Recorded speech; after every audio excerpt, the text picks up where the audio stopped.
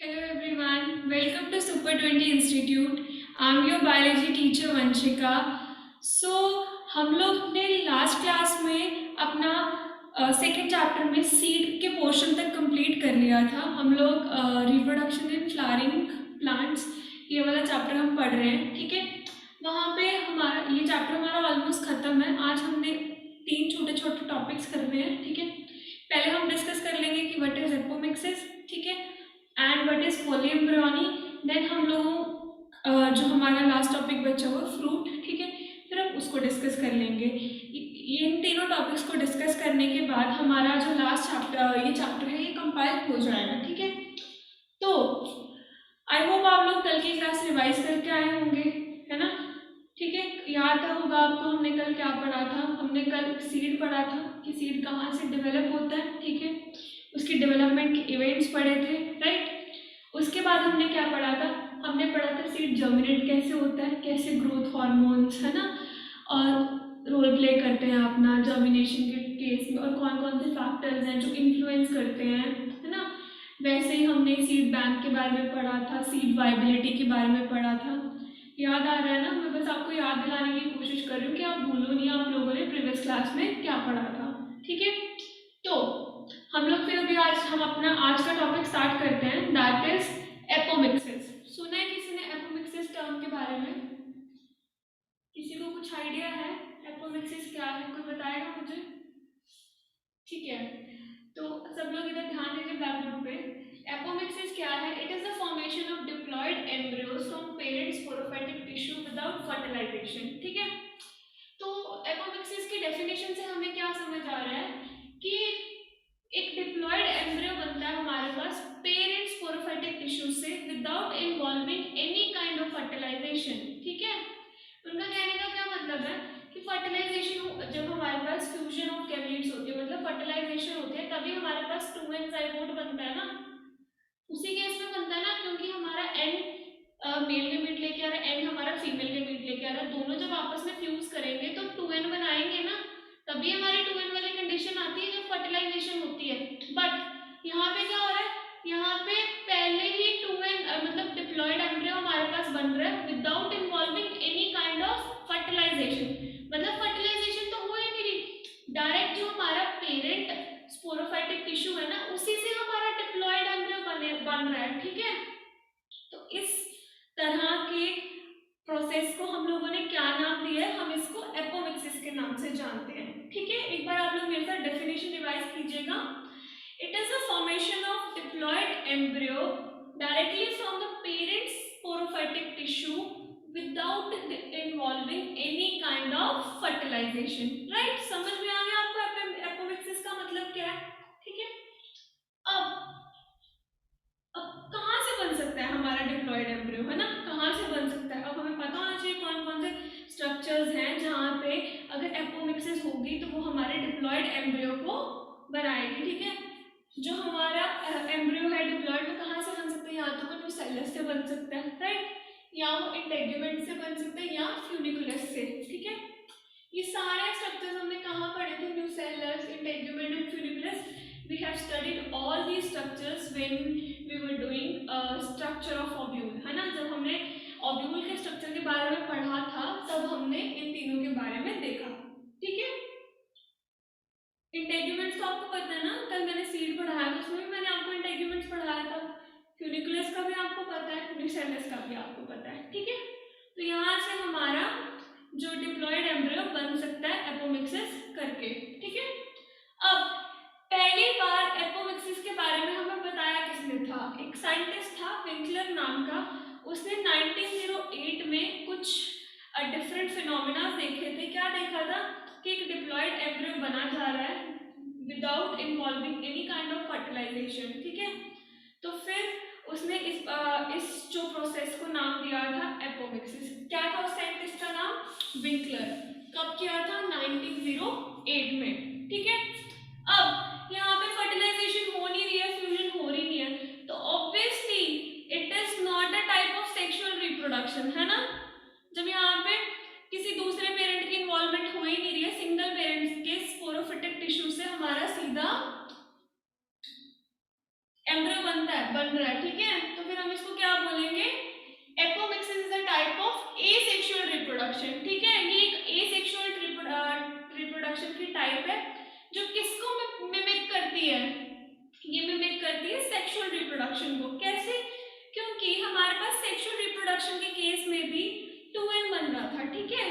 तो यहाँ पे भी हमारे पास क्या बन रहा है, 2n बन रहा है, डिप्लॉयड एम्ब्रियो बन रहा है हमारे पास, राइट। उसके बाद है वही चीज जो मैं आपको स्टार्टिंग में एक्सप्लेन कर चुकी हूँ। यहाँ पे हमें बताया कि it does not involve any kind of meiosis, meiosis हो नहीं रही है यहाँ पे, ठीक है, कि रिडक्शन एंड डिवीजन, मतलब यहाँ पे कोई नहीं हो रही। दूसरा कि यहाँ पे कोई सिंगैमी भी नहीं हो रही है, सिंगैमी बोले तो यहाँ पे फ्यूजन नहीं हो रही है।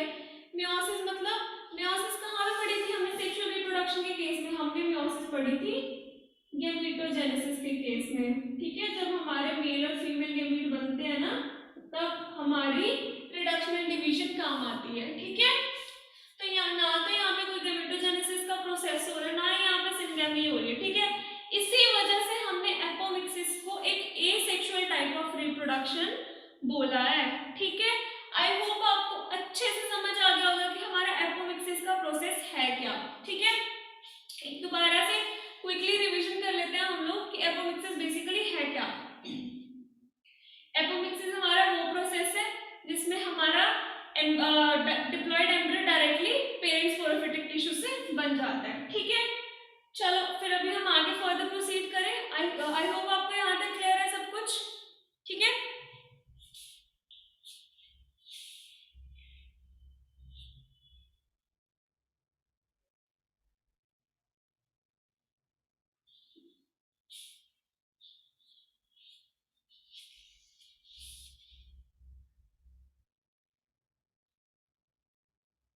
अब हमने जो नेक्स्ट चीज पढ़नी है, हमने पॉली एम्ब्रियोनी के बारे में पढ़ना है। किसके बारे में पढ़ना है, पॉली एम्ब्रियोनी।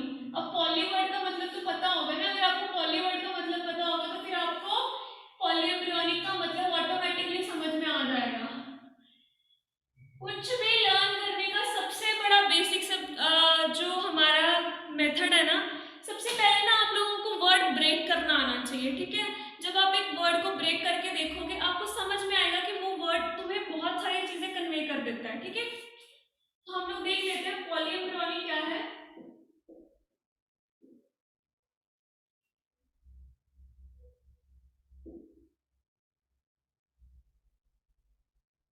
पॉली एम्ब्रियोनी मतलब पॉली मीन्स मल्टीपल,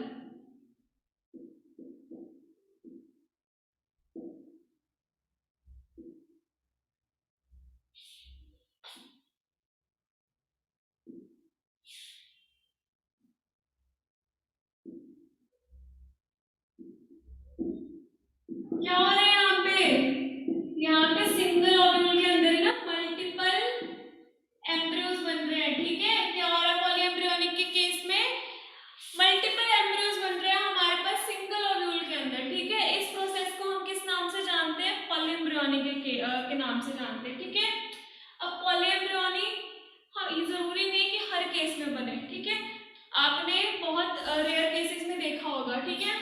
सबसे पहले पॉली एम्ब्रियोनी को किसने स्टडी किया था, इसको स्टडी किया था ल्यूवेनहॉफ ने। कहाँ पे, सिट्रस प्लांट को ऑब्जर्व किया था इसने, सिट्रस फ्रूट को, सॉरी, ठीक है। उसमें इसने सबसे पहले पॉली एम्ब्रियोनी को डिस्कवर किया था, ठीक है।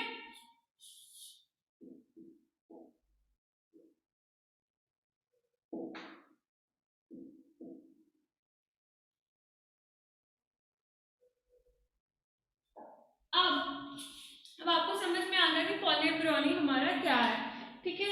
पॉली एम्ब्रियोनी में क्या होता है, हमारे मल्टीपल एम्ब्रियोज बनते हैं, ठीक है, सिंगल ओव्यूल के अंदर। तो सबसे पहले पॉली एम्ब्रियोनी के बारे में ल्यूवेनहॉफ ने स्टडी किया था, ठीक है। उसने सिट्रस प्लांट को ऑब्जर्व किया था, उसमें इसने देखा था। अब हम देखते हैं पॉली एम्ब्रियोनी किसमें प्रेवलेंट होती है, मोस्टली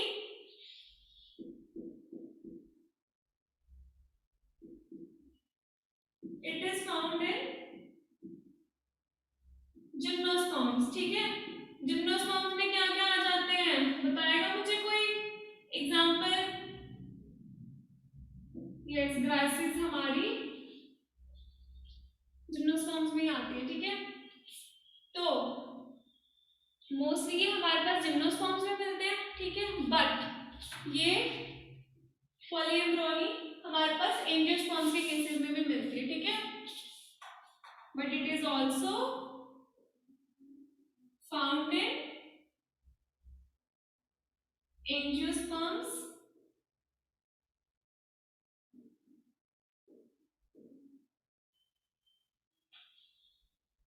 ठीक है।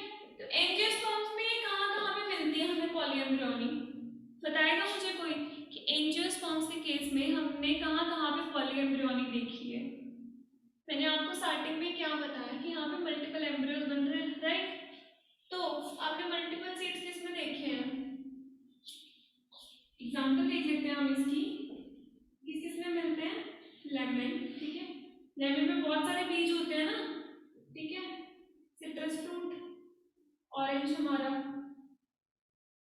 यहाँ जो तुम सर्दियों में किन्नू खाते हो, ठीक है, उसमें बहुत सारे सीड्स मिलते हैं ना हमें, तो वो किसकी एग्जाम्पल है, ये हमारी पॉलीएम्ब्रियोनी की एग्जाम्पल है, ठीक है।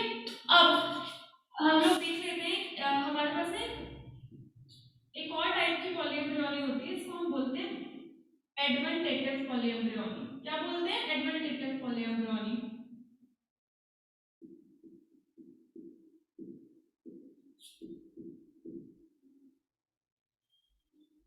अब एडवेंटेटिव पॉलीएम्ब्रियोनी हमारे पास क्या होती है, पहले हम ये देख लेते हैं। किसी को कुछ आइडिया है what is adventive polyembryony, does anybody have any idea about it. Class में थोड़ा एक्टिव पार्टिसिपेशन दिखाया करो, थोड़ा इन्वॉल्व होने की कोशिश करो, थोड़ा बोलो, इससे तुम्हारा कॉन्फिडेंस बूस्ट अप होगा और तुम्हें हेल्प करेगा। ऐसे तो मैं बोर्ड पे लिखती जाऊंगी, तुम लोग नोट करते जाओगे, ठीक है, तुम्हें क्लास में क्वेश्चंस पूछो, ठीक है, रिस्पॉन्स करो, इससे क्या होगा, मेरे को भी पढ़ाने में मजा आएगा, तुम्हें तो ऑटोमेटिकली मजा आएगा ही आएगा, ठीक है। तो अब एडवेंटेटिव पॉलीएम्ब्रियोनी हमारे पास क्या है, ये एक तरह की पॉलीएम्ब्रियोनी है जिसमें क्या होता है कि हमारा जो न्यूक्लियस है ना, वो एडिशनल नंबर ऑफ एम्ब्रियोज बनाता है, ठीक है। क्या हो रहा है हमारे एडवेंटेटिव पॉलीएम्ब्रियोनी के केस में, ये एक टाइप ऑफ पॉलीएम्ब्रियोनी है, ठीक है, जिसमें एडिशनल एम्ब्रियोज बन रहे हैं, ठीक है, क्या बन रहे हैं, एडिशनल एम्ब्रियोज बन रहे हैं, और वो एडिशनल एम्ब्रियोज कहाँ से बन रहे हैं, न्यूक्लियस से बन रहे हैं, ठीक है।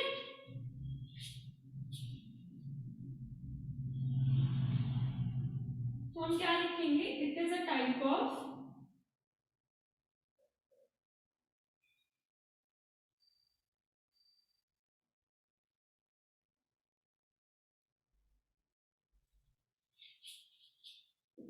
in which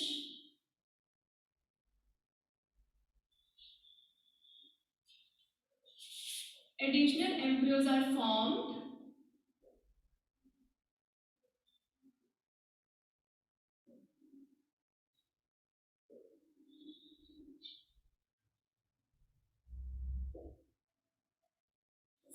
from न्यूक्लियस, ठीक है। समझ में आया अभी हमारी एडवेंटेटिव पॉलीएम्ब्रियोनी क्या है। आई होप आपको यहाँ तक सब क्लियर हो गया होगा, एडवेंटेटिव पॉलीएम्ब्रियोनी क्या है, कौन कौन से केसेस में मिलती है, ठीक है। अब हम लोग एक बार टाइप्स देख लेते हैं, ठीक है, पॉलीएम्ब्रियोनी कितने तरह की होती है, कितने तरह की होती है एडवेंटेटिव पॉलीएम्ब्रियोनी, कितने तरह की होती है पॉलीएम्ब्रियोनी, बताएगा मुझे कोई, बच्चे खड़े हो बताओ, जैसे कर दो। 3 तरह की होती है हमारे पास, ठीक है। क्या हो सकता है, या तो क्लीवेज होगी जाइगोट की,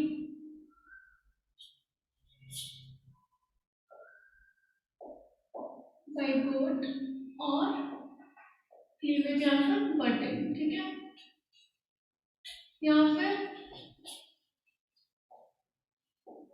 fertilisation of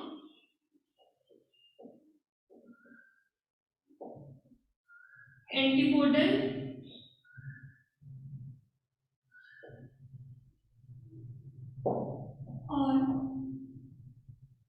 fertilisation of synergids. ठीक है, पढ़े हैं ना ये एंटीपोडल सेल, सिनर्जिड्स, ये सब लोग, ये सारे स्ट्रक्चर्स हमने पढ़े हैं ना, याद है?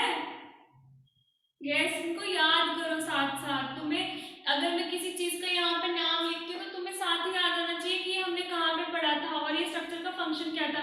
जब तुम लोग ये कनेक्टिंग लिंक्स फॉर्म करना शुरू कर दोगे, इट मीन्स तुम्हारे कॉन्सेप्ट्स अच्छे होने शुरू हो गए हैं। ठीक है, तो अभी मैंने आपको क्या बताया कि हमारे पास पॉलीएम्ब्रियोनी मेजरली 3 तरह की होती है। ठीक है, यहाँ तो क्या होगा, जाइगोट में क्लीवेज हो जाएगी, या फिर वो जब क्लीवेज होगी तो नया जाइगोट बना वो बड ऑफ हो जाएगा दूसरे से, इसीलिए हम इसको बडिंग भी बोलते हैं। ठीक है, और दूसरा टाइप क्या है, फर्टिलाइजेशन हो जाएगी सिनर्जिड्स में भी। ठीक है, और तीसरे टाइप में क्या होगा, फर्टिलाइजेशन हो जाएगी एंटीपोडल सेल्स के केस में। ठीक है, अब हमें पता तो चल गया कि 3 तरह के पॉलीएम्ब्रियोनी होती है। क्या कोई ऐसा प्लांट है जिसमें तीनों तरह की पॉलीएम्ब्रियोनी होती हो?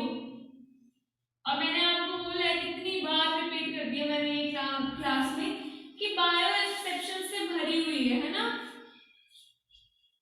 कि एक्सेप्शनल केसेस तुम्हें बायो में हर जगह मिलेंगे। तो वैसे ही एक एक्सेप्शन है हमारे पास लिथियम की। ठीक है, जो हमारा लिथियम है ना, उसमें तीनों तरह की पॉलीएम्ब्रियोनी पाई जाती है। क्या बोला मैंने अभी आपको कि जो हमारा लिथियम है ना, उसमें तीनों तरह की पॉलीएम्ब्रियोनी पाई जाती है, मतलब उसमें क्लीवेज भी हो रही है, उसमें फर्टिलाइजेशन। ऐसा नहीं कि तीनों के तीनों, कई बार होते हैं कि तीनों टाइप की पॉलीएम्ब्रियोनी एक टाइप की भी हो सकती है, या क्या होता है कि तीनों में से कोई एक टाइप की हो जाएगी किसी एक टाइम पे। ठीक है, तो स्टार मार्क करके अपनी नोटबुक में लिख दीजिए, इन लिथियम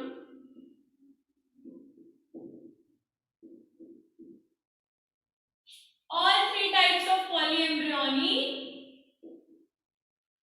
is found। ठीक है, क्या बोला मैंने कि लिथियम में हमारे पास तीनों तरह की पॉलीएम्ब्रियोनी मिल रही है।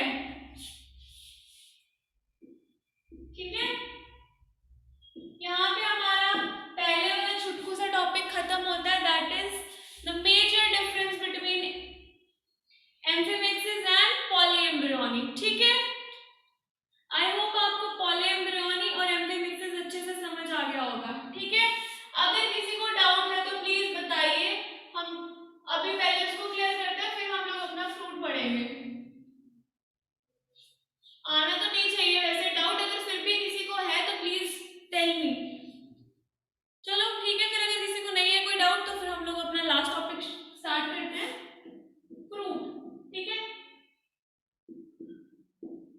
फ्रूट के बारे में तुमने अच्छा खासा 11th की मॉर्फोलॉजी में पढ़ा था, पढ़ा है ना, morphology of the flowering plants. वहां पे आपने अच्छे से फ्रूट का स्ट्रक्चर और टाइप्स भी पढ़े होंगे। ठीक है, तो पढ़ाने वाली हूँ मैं यहाँ पे, ज्यादा डीप में नहीं जाऊंगी बट ब्रीफिंग में करने वाली हूँ। ठीक है, जितना आपका बुक में दिया हुआ है। ठीक है, तो फ्रूट बेसिकली क्या है, जैसे हमारा ओव्यूल मैच्योर और डेवलप होकर सीड बनाता है, वैसे ही हमारी ओवरी या you can say pericarp mature या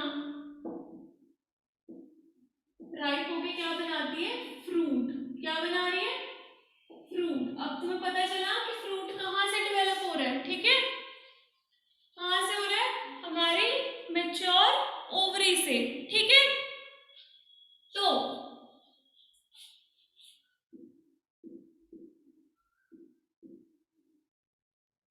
अब तुम्हें बेसिक क्लासिफिकेशन पता होनी चाहिए कि फ्रूट्स कितने तरह के होते हैं। ठीक है, तो पहले जो हमने फर्स्ट वाली क्लासिफिकेशन पढ़ने वाले हैं, उसमें हमारे पास क्या आता है, पहले हमारे पास आते हैं ट्रू फ्रूट। ठीक है, फिर हमारे पास आते हैं फॉल्स फ्रूट, और फिर हमारे पास आते हैं पार्थिनोकार्पिक फ्रूट। अब पार्थिनोकार्पिक फ्रूट की तो सबके पता ही होगा, पार्थिनोकार्पिक फ्रूट क्या है, पता है?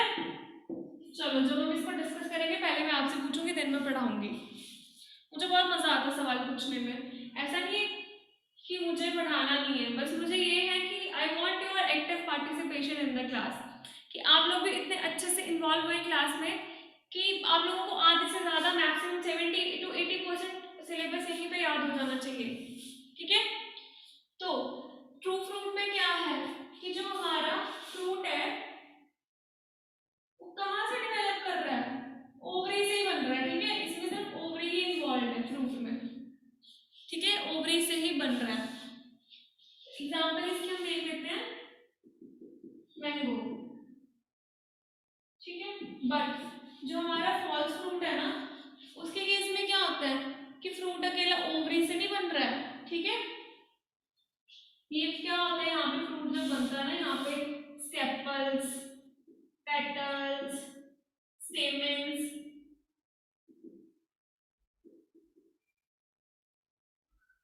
सब विदर ऑफ हो जाते हैं, मतलब टूट के अलग हो जाते हैं, सिर्फ फ्रूट ही बचता है उस प्लांट के ऊपर, जो हमारा ट्रू फ्रूट होता है। ठीक है, उसमें सिर्फ अकेली ओवरी जब मैच्योर होगी, राइप होगी, तो उसने ट्रू फ्रूट बनाएगी। ठीक है, जब अगर हम फॉल्स फ्रूट की बात करते हैं तो इसमें अकेली ओवरी इन्वॉल्व नहीं होती, ओवरी के साथ कुछ हो सकता है, थैलेमस हो सकता है, या कोई और स्ट्रक्चर हो सकता है, जो दोनों मिलकर हमारा फ्रूट बना रहे हैं। इसमें हम एग्जांपल देखते हैं एप्पल की। ठीक है, एप्पल में जो आप फ्लैशी पार्ट खाते हो ना, वो थैलेमस होता है बेसिकली। क्या होता है, थैलेमस। वैसे ही हमारी इसकी एग्जांपल है स्ट्रॉबेरी।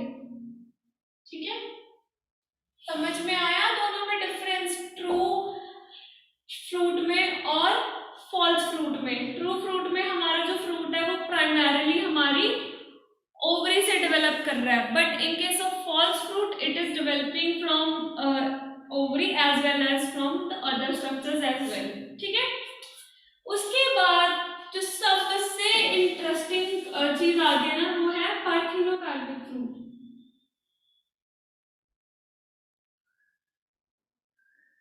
ऑब्वियसली पार्थिनोकार्पी, आपको पता है कि यहाँ पे फर्टिलाइजेशन तो होगी नहीं। ठीक है, तो पहला पॉइंट हमारे पास क्या आएगा, क्या आएगा हमारे पास पहला पॉइंट, हमारे पास आएगा नो फर्टिलाइजेशन। ठीक है, फर्टिलाइजेशन हो नहीं रही। दूसरा एग्जांपल बताएगा इसकी कोई, पार्थिनोकार्पिक की एग्जाम क्लासिक एग्जांपल है बनाना। ठीक है, बनाना में कभी आपने कोई सीड देखा है? नहीं। अब अगर हमारे पार्थिनोकार्पिक फ्रूट्स में सीड्स होते ही नहीं है, तो इसकी वजह से हम इनको सीडलेस प्लांट के नाम, फ्रूट्स के नाम से भी जानते हैं। ठीक है,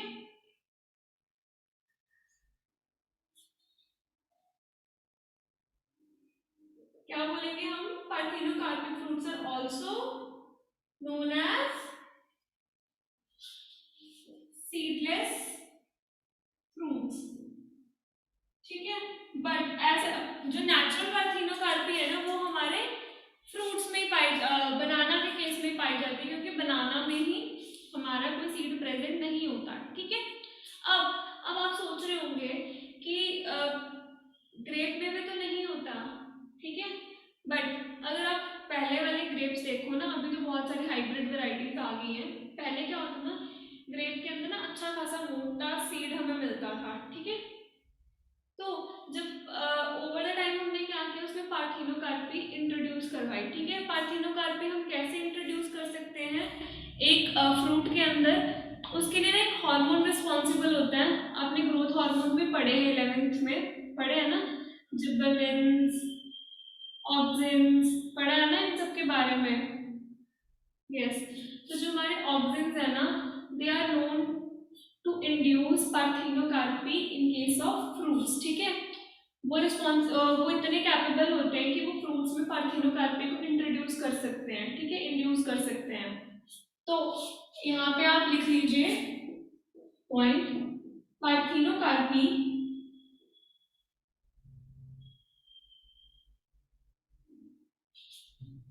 can be induced by auxins.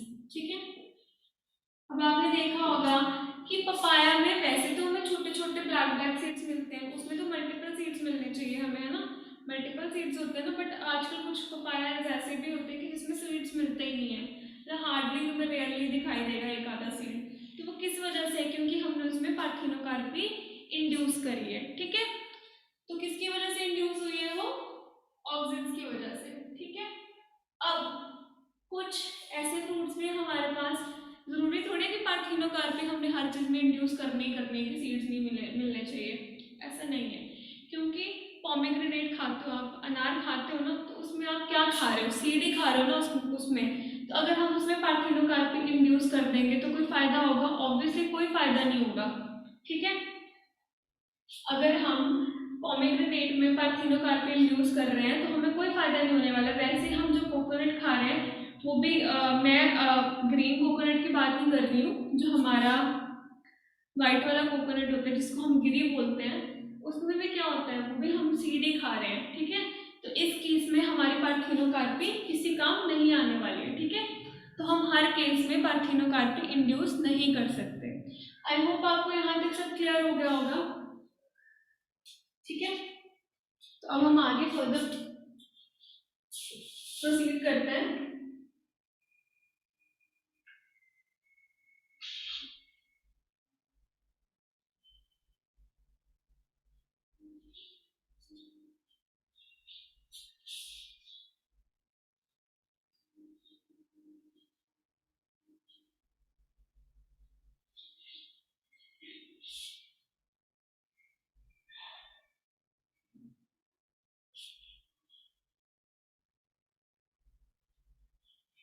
अब जो हमारे पास नेक्स्ट क्लासिफिकेशन है ना, वो है, हमने फ्रूट्स को दो तरह के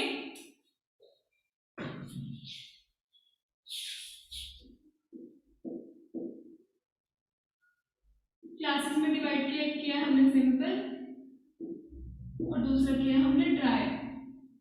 दोनों में डिफरेंस क्या है? सिंपल में जो हमारा एडिबल पार्ट है वो फ्लैशी है, ठीक है। और जो हमारा ड्राई पार्ट है, ड्राई फ्रूट है, उसमें edible part is not fleshy. Instead of